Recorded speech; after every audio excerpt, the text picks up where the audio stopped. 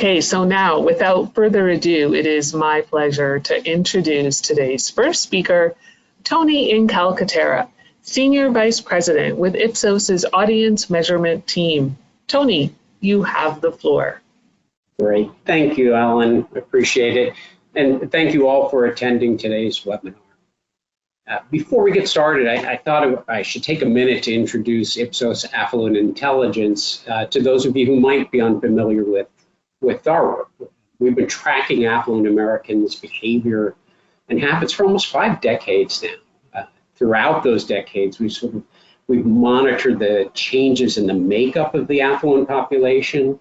We've looked at the shifts that occurred, both in terms of attitudes and opinions, as well as demographics. Many of us have been working on this survey for quite some time, including my co-presenter today, Kip Davis, who's actually been a huge contributor to our knowledge base for more than 30 years. Half of the life of the study. This history winds up giving us, a unique ability to provide context to what we call the most influential consumers. And these are the people in the U.S. who control 3/4 of America's household net worth. Today's results are based solely on U.S. affluence, but we do conduct similar studies in 48 other countries, and that's part of our global effort to provide clients with what we call a total understanding of affluent consumers. And that's who they are, what they buy and use, how they think, and ultimately how you can effectively reach them and speak to them in the most persuasive way. So today, the insights that we're going to present really come from 2 areas, from 2 sources. The first is our ongoing Ipsos Affluent survey in the US. And then along with that, we're going to present data that was collected as part of our quarterly barometer series. And these barometer studies, really enable us to collect in-depth data on hot topics for marketers, such as the topic that we're going to talk about today, which is health and wellness. Now, affluence, I always say affluents spend big. And in the past year, they spent over $200 billion on personal care and wellness products and services. So, to put that in perspective, because we're always looking at that big number, if you stack 200 billion $1 bills, one on top of the other, that would be equal to the height of 49 Empire State Buildings stacked on top of each other. So, now you can sort of get a grasp why we're so excited about affluent health and wellness and why we think it's a great topic to talk about. So today we're going to cover a lot of material, as we always do. We're going to start with a general assessment of where affluent Americans sit with their health and how they maintain it.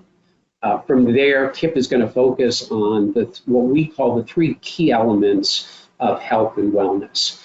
The first is physical fitness and exercise, followed by proper nutrition, healthy eating, and then finally, we're going to talk a little bit about how affluents find their Zen moment in their lives. Essentially, their way of finding inner peace in a rather crazy, chaotic world.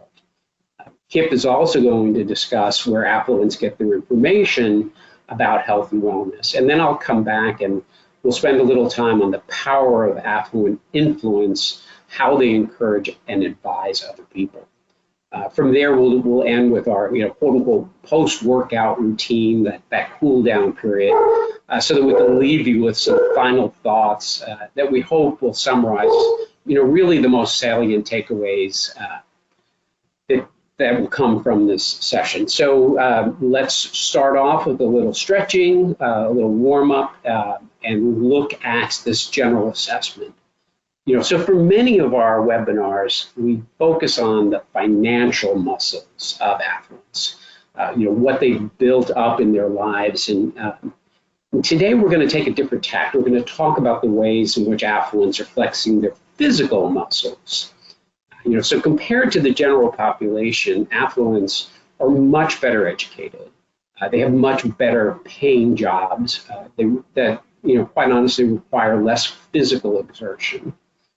So conventional thought would basically put these desk jockeys, our image of them would be, overweight fat cats.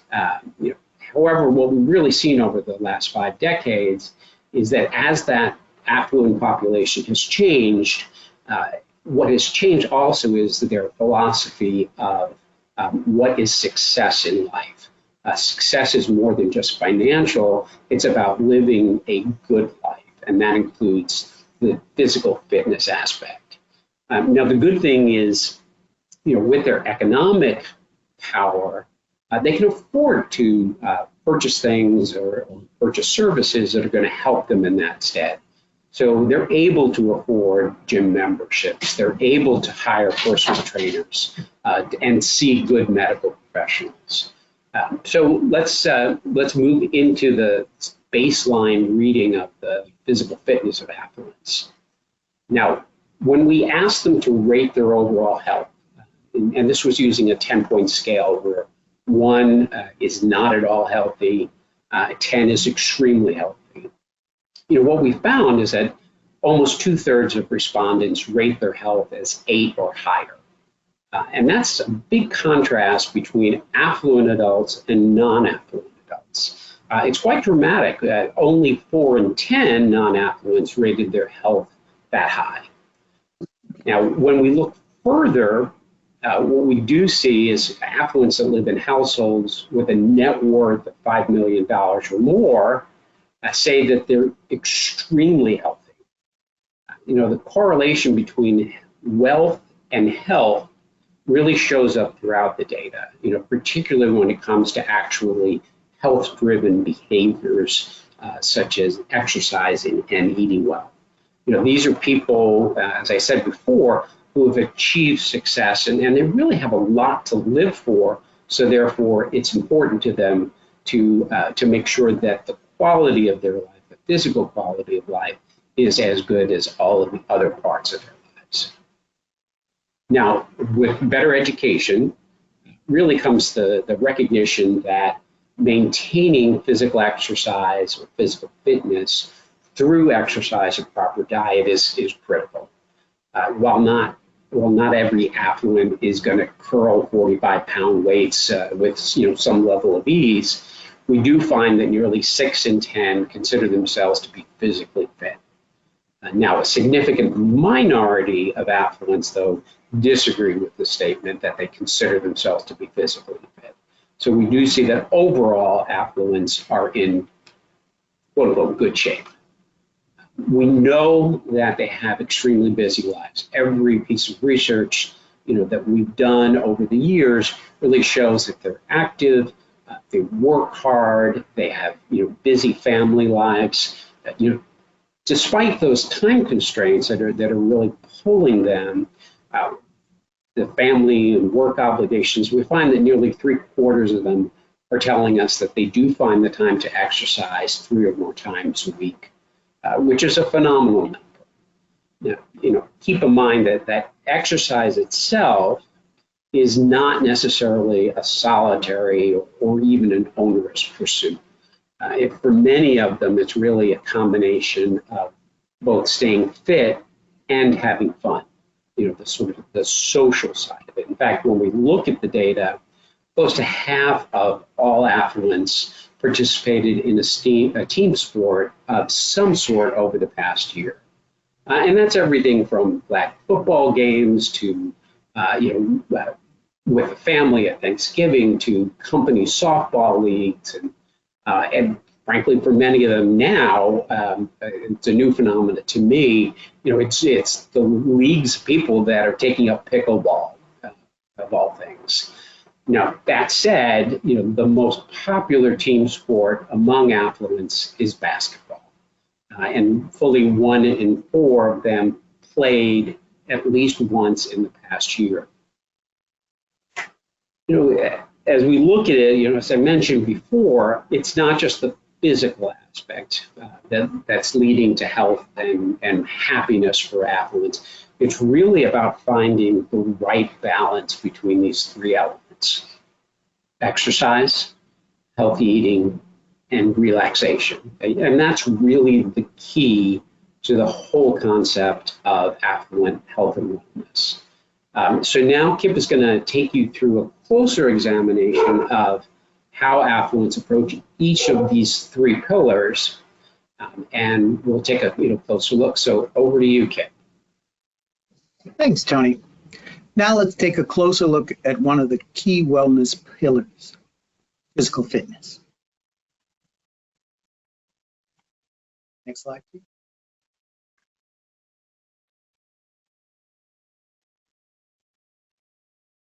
Over 3/4 of affluents agree with this statement. I actively do things to maintain and to improve my health. Physical activity for the affluent crosses the whole spectrum. In the past 12 months, your typical affluent participated in roughly 10 different physical activities. 84% participated in some sort of exercise activity, such as bicycling or swimming, while 46% participated in a team sport. Nearly 2/3 participated in some sort of recreational activity, such as backpacking or golf, with 38% engaged in a relaxation activity, such as yoga. It's interesting to note the cross-section of incidence and frequency among the fitness-based activities. The vast majority of fitness-based activities fall in the lower left quadrant, lower in incidence and frequency in the chart you see on the screen. Those activities in the upper right-hand quadrant are high in both. Please note that both fitness walking and exercise walking and fitness workout do not need a club or a venue, nor do they need to take up much in terms of specialized equipment. As you see in the chart, home is the most popular workout venue across the generations. Gyms, however, come in a close second for Gen Z and millennials. It's likely that the higher usage by Gen Z and millennials is driven by a lack of space and a desire to socialize. Here, you can see the breakdown of gym membership by affluence, gender, and generations. Note the higher percentage of membership for the affluent as opposed to the non-affluent, as well as the higher percentages for men and Gen Z millennials. You can also see that gym membership goes hand in hand with getting individual attention, as 1 in 4 affluent gym members use an in-person trainer. Again, note the high percentage of gym membership among those who live in households with over $5 million in net worth. The importance of the social aspect of physical fitness for younger affluents seems to show up when we look at fitness class participation. The social aspect of the class experience may also be driving the higher percentage among affluent women. Interestingly, high net worth doesn't seem to be a hindrance to group exercise. One would think that a group that could afford individual attention would not be drawn to group fitness classes. The fitness activities that come with app and web-based fitness routines are also more preferred by women. Their usage seems to come in addition to gym membership, as opposed to being an alternative. Despite the perception that fitness activity and the pursuit of a healthy lifestyle is more common among white affluents, the differences in attitudes and behavior by race and ethnicity are minor.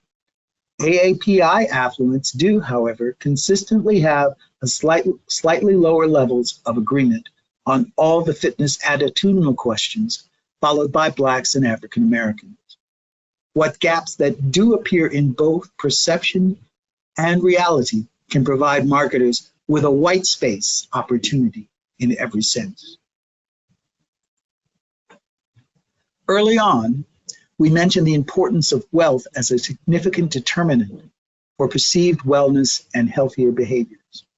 When we look at athletic participation by race and ethnicity, we again see only minor differences, with AAPI affluents least likely to heavily participate. With non-white affluents having a younger skew, some additional racial and ethnic differences may be masked. Looking at race and ethnicity along generations may give us a true picture. Now, the second of the three health and happiness pillars is diet and nutrition.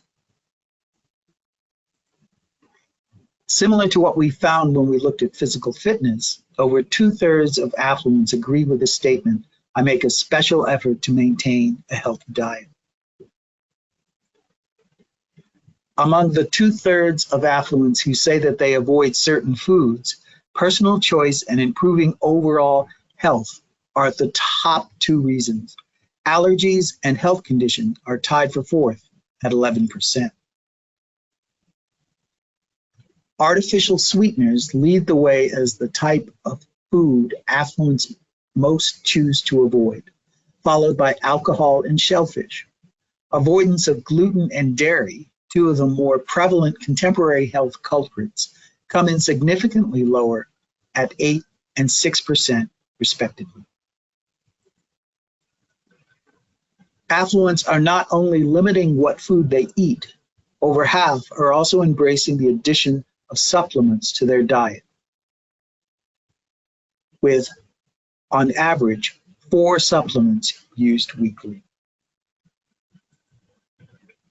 Capsules and tablets are the supplement form of choice, and affluents buying twice as many as any other form.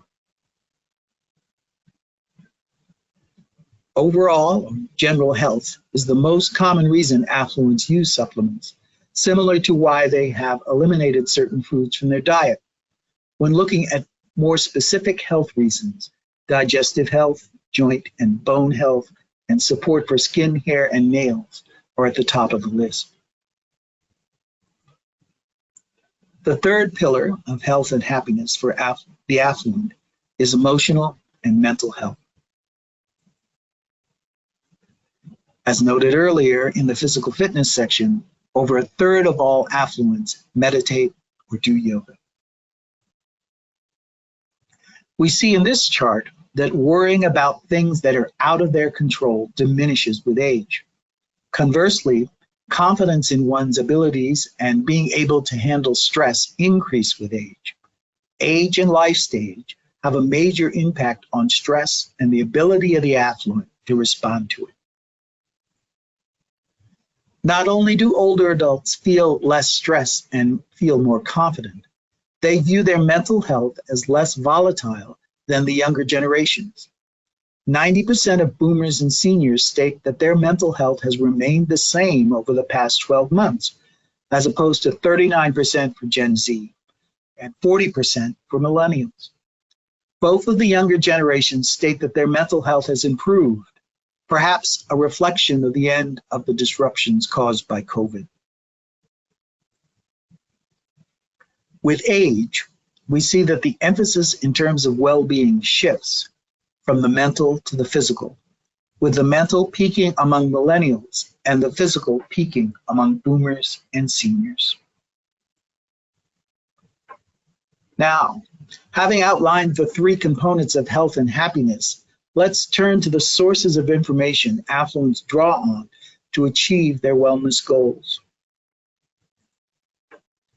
When it comes to fitness information, 75% of affluents seek information across multiple formats, from print to online, friends and families to licensed professionals. Not surprisingly, younger, more active affluents use the widest variety of sources for fitness information. Online articles are the most common source for Gen Z millennials and Gen X. Only recommendations by friend and family surpass other online sources, such as apps and online research studies for younger affluents. Social media is the overwhelming choice among Gen Z and millennial affluents. Their use of social media for fitness information is more than double that of the next closest generation. For 39% of Gen Z and millennial affluents, YouTube is the preferred social media source. It should come as no surprise that older affluents are more likely to seek advice from medical professionals and print media. 30% of boomers and seniors list doctors as their primary source for physical fitness information. Now let's turn things over to Tony to find out how affluents spread the word about health and wellness. Thank you, Kip. Now, one of the things that we always see is that affluents are self-assured and confident in their own abilities. We see this in many areas. And we know that part of the result of them being confident is that their advice is sought after by many other people. And that's the same thing with health and wellness. We find a very similar pattern in terms of others seeking out their advice, seeking out how to be most successful in this aspect of their lives. So affluents, as Kip said, they're not only actively acquiring information on wellness, but they're dispensing that advice. They're telling people how to stay healthy, which products, which services to use, and really helping others to figure out how to find the right balance. Now, a few years ago, we developed a series of survey questions that enabled us to establish where in the adoption cycle people stood. And that's everything from early adopters through to first followers, late followers, and then eventually to the laggards, the people who are least likely to adopt. The early adopters are affluents who say that they usually are the first person they know to try or purchase a new product or service in that category. The second group, this first followers, are those people that say they either wait for an expert or someone they know to try to purchase the product or service, give them feedback so that they have a sense of what the product's going to be like before they themselves actually purchase it. Now, late followers are the people that wait until virtually all of the bugs are worked out before they're willing to purchase. And then lastly, we have what we call the laggards. And these are the people that are going to wait to try until they just absolutely, truly, most definitely have a need to do this, to purchase, to get involved. Or they simply are never going to have the desire to get into that category. So in the Affluent survey itself, we ask these questions by specific categories, and it's across 20 different categories. It's everything from electronics and home entertainment to automobiles and, of course, to health and wellness products. When we look at the data, about 1 in 4 Gen Zs, millennials, say that they're early adopters of health and wellness products. And to me, that makes perfect sense. Given that these are the most active people, the most likely to be experimenters in their early lives. In addition, we do see another 45% as being those first followers.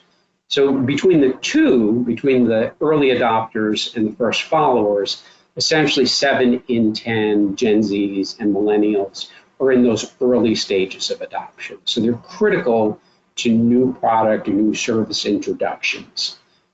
Keep in mind that they're also the people who are most likely to be on social media. They're the most active sharers with the biggest groups of people that they're influencing. Now, Gen X is slightly it's slightly less than the younger generations. About 18% of them are qualifying as early adopters. We then add in the first followers. We have a little bit more than 6 in 10 Gen Xers who are in that early portion or the early stages of adoption. And of course, not surprisingly, when we look at the oldest generations, the boomers and the seniors, we see a dramatic drop off in the number of early adopters, it goes down to 8%. But we also see a decline in the first followers. So in the end, fewer than half of those two oldest generations are in those early stages of adoption, which are critical to marketers. Now, thanks to the fact that they're in those early stages of adoption, we do see that Gen Z and millennials are the ones who are most likely to tell others about health and wellness products and services that they use. Almost half of them say that people seek their personal advice on health and wellness, or that they're influencing others on health and wellness, either all of the time or most of the time. The likelihood of doing so really decreases with each subsequently older generation. So that by the time we look at the boomers and seniors, only 19% of them are telling us that they say that all of the time or most of the time they're influencing others on health and wellness products and services. We see a similar pattern of advice giving when we look at exercise, when we narrow that focus down to exercise.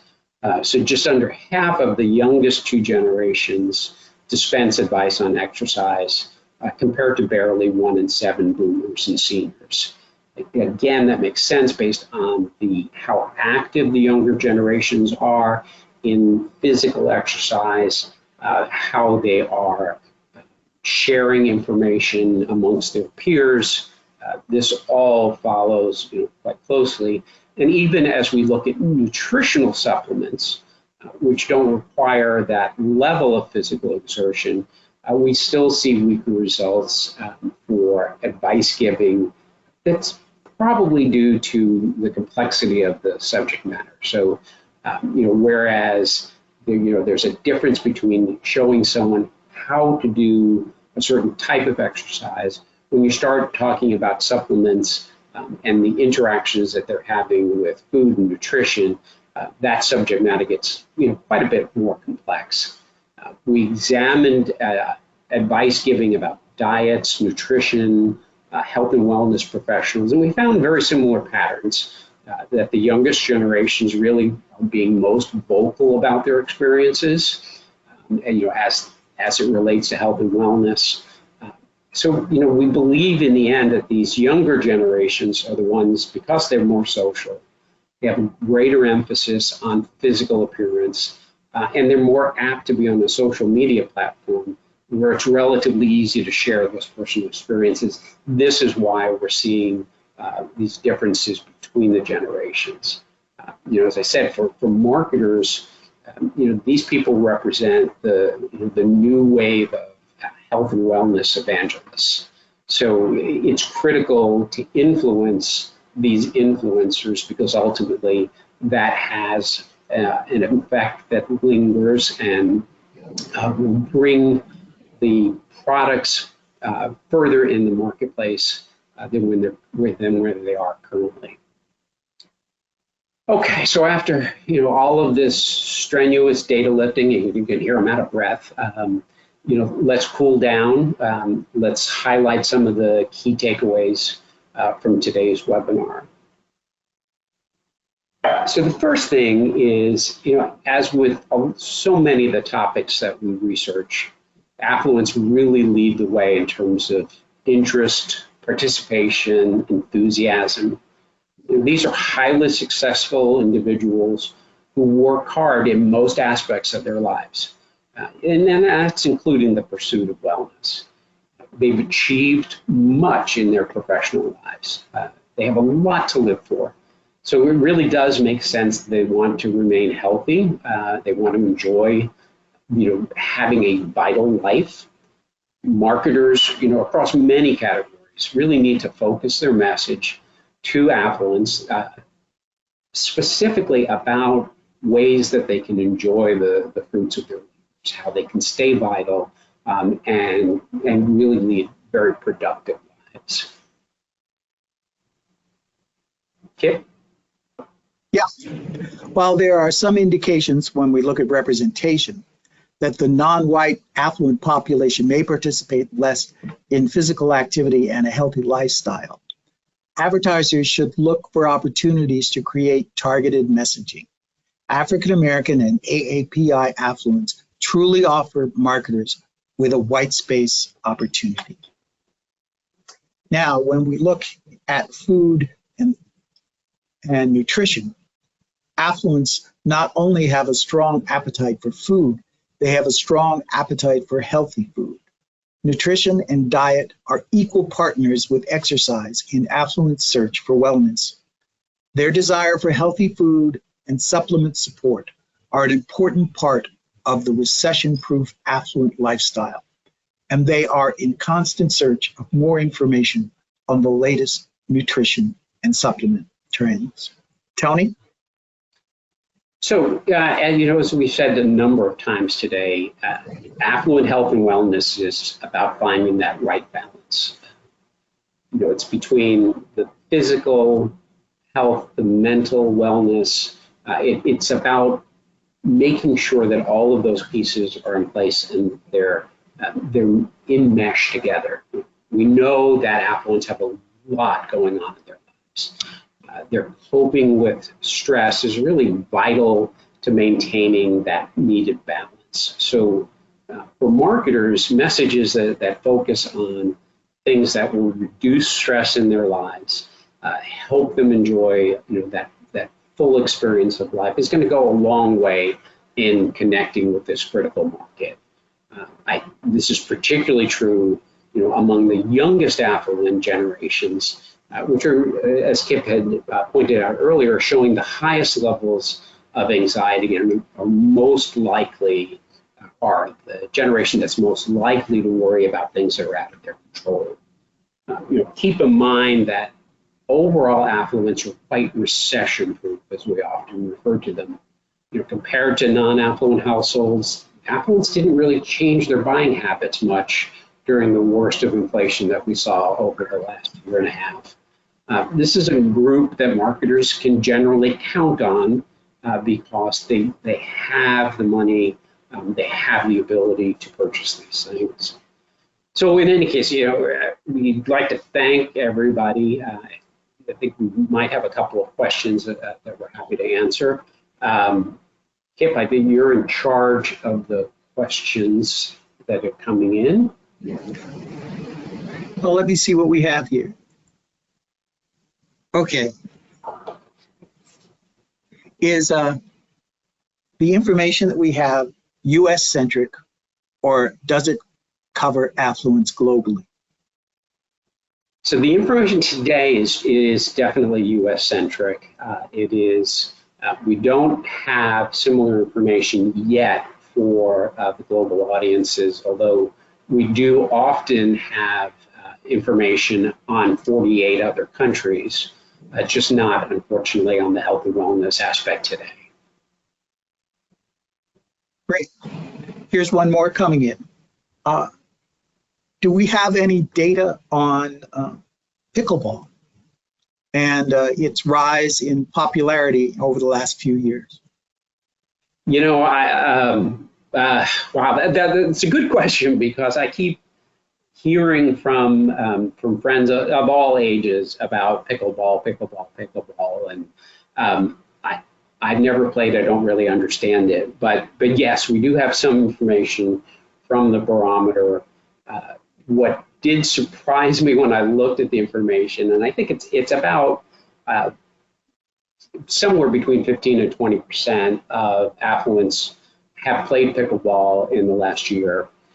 What was surprising to me is that I thought, and maybe it's because I'm old and the people I talk to generally are older, I thought pickleball was for old people, but frankly, we're seeing higher levels among the younger generations than we are the older generations. It seems to be a somewhat low impact sport that appeals to quite a bit of people. So we will probably put out some more information soon about pickleball, just simply because it's bigger than I thought it was. I think it's quite close to the number of people who are playing tennis on a regular basis. We've got a couple more questions coming in. What role does sleep play in the health and wellness among the affluent? Well, that's a good Another good question. Sleep is critical. I think that that's one of the things. I certainly have been reading a lot about sleep. We haven't asked respondents about their sleep patterns yet, but what we do know is that you can't recover from physical exercise without rest. So it's something that is worth us looking into in a future barometer to get a sense of the sleep patterns, how people are doing. I know that for many of us, we're wearing smartwatches which track our sleep, and we can see, how deeply we're sleeping, how long we're sleeping. It'll be an interesting concept or a test for us to check moving forward. But unfortunately, I don't have specific information right now that we've collected. Maybe we should be asking about what they use their smartwatches for in terms of monitoring their sleep patterns. It's not a bad idea. We know that a good portion of the affluent population has a smartwatch or a fitness tracker. I think if I remember correctly, it's close to 40% of them have them or are using them. So we certainly should find out more about the value that they're placing on them. I've got a couple more questions that have come in. Okay. As younger generations seem to be more focused on mental health than physical, is there a difference between the affluent population versus Gen Pop? I'll have to look more of the data. Generally we only collect non-affluent information in the barometer. We don't collect it in the main study at this point. What we do definitely see when we look at levels of stress is that the non-affluent population is stressed far more than the affluent population. And a lot of that has to do with the issues that are critical and important to both sides of the population. Where there's economic uncertainty, especially among the non-affluent population, the stress levels are higher. But quite honestly, we'd have to look at that in a little bit more detail. We'll have to get back to you on that one. I've got one more for you. Do you have any data on what digital channels are most recommended for advertisers to reach affluent consumers? We have a lot of information on that. We measure roughly 300 different media brands with a cross-platform question that looks at how people are exposed to those media brands across things like podcasts, social media, streaming, so on and so on. If there's something particular that someone's looking for, whoever's raised that question, please reach out to Kip or myself, and we can dig into the data and give you a more specific answer for you that will get you the information you need. I've got one more for you. You presented some data on how many people used an in-person trainer. Do you have any information on other health or wellness professionals that the affluent use? So we do. We asked them about a number of different ways in which they get their information. We looked at virtual personal trainers. We looked at whether or not they consulted with nutritionists, dietitians. We even asked if they utilized a personal chef. In the main study itself, we also asked about the use of service or subscription boxes, meal delivery services. I don't really have the numbers at hand, but we can certainly respond back to you directly with those numbers. I know that roughly 1 in 9 affluents were using an in-person physical trainer. Somewhere less than that, I think maybe it was 1 in 10 were using a virtual trainer. Here's another one for you, which should be easier for us to answer, which is, will the recording be shared afterwards? It definitely will. You should probably get an email from us within the next 48 hours. And with that will be a link to the recording. So you'll be able to, play back the highlights or do some screen grabs if you want to of some of the data. I think I've got one last question here. Okay. You presented an overall number on spending by the affluent on wellness. Do you have any breakdown of that data by sports and athletic equipment?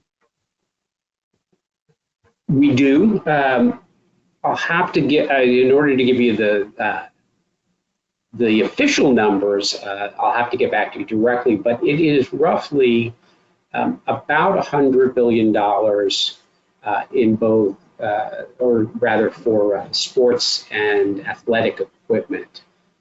So that is probably overlaps to some degree the personal health or personal care and wellness side of things. But in reality, it's a lot of money that's being spent, particularly by the younger generations, which meshes with the fact that they're just more active. They're at a point in their life where they're acquiring as opposed to the older generations. So I think when we look at those expenditure numbers, we're seeing that probably 2/3 of that expenditure was coming from the two youngest generations, and the rest of it was coming from the older generations, largely because they've already purchased those kinds of things. Dumbbells don't wear out, so it's highly unusual for someone to to need to buy new dumbbells if they already have them. Well, thank you, Tony. That seems to be all the questions we have in the queue. All right. That's great. Something else has come in. Oh, good. What advice would you give to luxury fashion brands that might want to infuse a level of wellness into their designs and or campaigns as a wellness craze continues? That's a big one. It comes down to a couple of things. It comes down to this sense of luxury as a way to reward themselves and to be good to themselves. So the messaging can be about luxury not as an outward expression of how successful I am, but luxury as a way to make the quality of my life better. So the focus becomes, how does this improve your mental wellness, and potentially your physical wellness depending on the product. But what we're seeing in many instances, and we've seen this for a number of years, is that affluents have been moving further away from material goods into placing a greater emphasis on experiential goods. So this sense that what I'm doing is important to who I am as an individual and to my family. So for a luxury marketer, I would say that if you can focus in that line of thinking, you're definitely going to engage with people who are looking to have high quality. Super. All right. I think that's everything we have in the queue.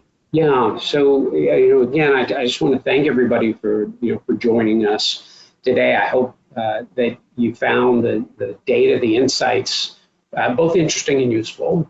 It's really just the latest in our series of webinars that we do, where we're trying to to bring to light for you guys the attitudes, behaviors, spending of affluent Americans, but we're looking for it to be actionable for you. So we welcome suggestions you have either for additional topics or for ways in which we can make these webinars better. We'll be doing one sometime in August where we've been looking at particular groups within the affluent population. So coming up in August, we don't have a date yet, but we'll be doing a webinar that profiles affluent Asian Americans. It looks at them in a very unique light, because one of the things that we found is that this is not a homogeneous subgroup, but it actually happens to look at lots of different countries of origin, so on and so on, languages.